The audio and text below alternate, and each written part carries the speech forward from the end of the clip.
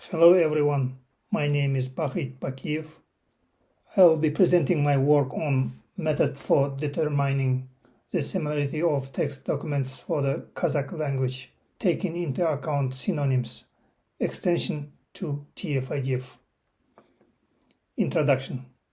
For various purposes, the challenge of identifying the similarity of text documents has gained great interest in numerous areas such as information retrieval, text mining, natural language processing, and computational linguistics. Search engines utilize it to find similar documents in answer to user requests, which is one of the most prevalent applications. TF-IDF method is the most commonly used term weighting method for making it easier to find relevant documents. Traditional TF-IDF, on the other hand, doesn't take into account semantic connections between terms, which could result in more relevant content. Of course, there are other modern applications for doing this, but we will concentrate on TF-IDF in this work. The proposed method uses a TF-IDF modification that takes into account the word synonyms. The effectiveness of the method is confirmed by experiments on functions such as cosine, dice, and Jacquard to measure the similarity of text documents for the Kazakh language. Methods. This is the flowchart of the groundwork. There are three main steps: preparation process, vector generation, and similarity measure.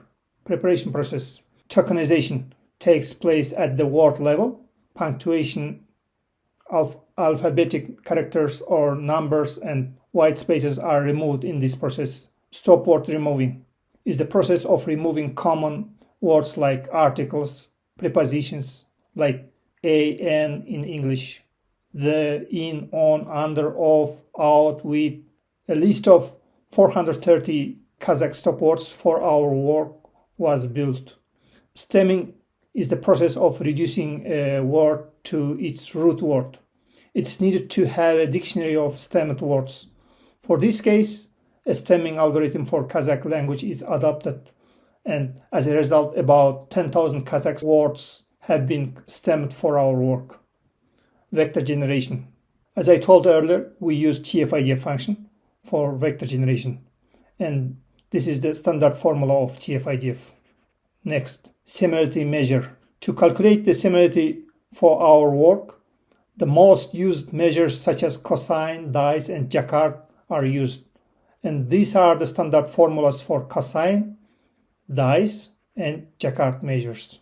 Proposed method. We propose a method which is an extension to the traditional TF-IDF to make the query extraction more effective, which allows to get improved results over the traditional method. And this is the flowchart of the proposed method.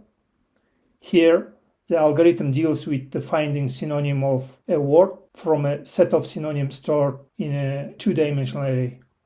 Results.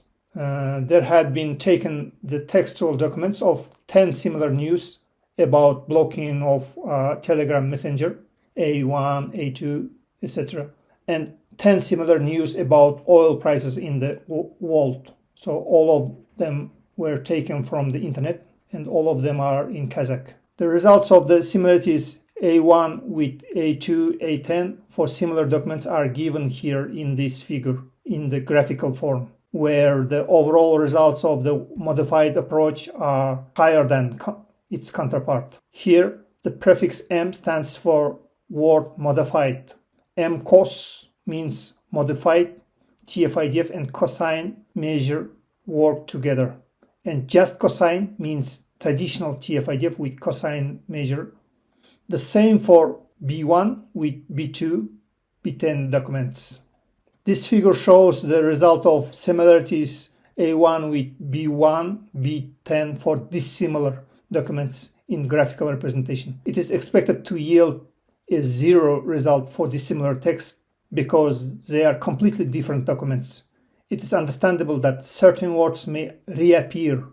Therefore, results cannot always be zero. Here, overall outcomes of modified and traditional methods are very comparable, being close to zero. The same for B1 with A1, A10 dissimilar documents. We are doing all these experiments to verify that the algorithm works properly, which means that the results are higher for similar documents and near to zero for dissimilar documents. As a result, we double-checked that it functions as planned. The average numerical representation of values from previous graphs is presented in this table. In the given table, all of the numbers in the cells with yellow, green, and blue backgrounds are positive, demonstrating that the proposed method works well. If these numbers were negative, it would indicate that the proposed strategy is ineffective. The values in the cells with yellow background gives us the information about how the proposed method works for similar and dissimilar documents.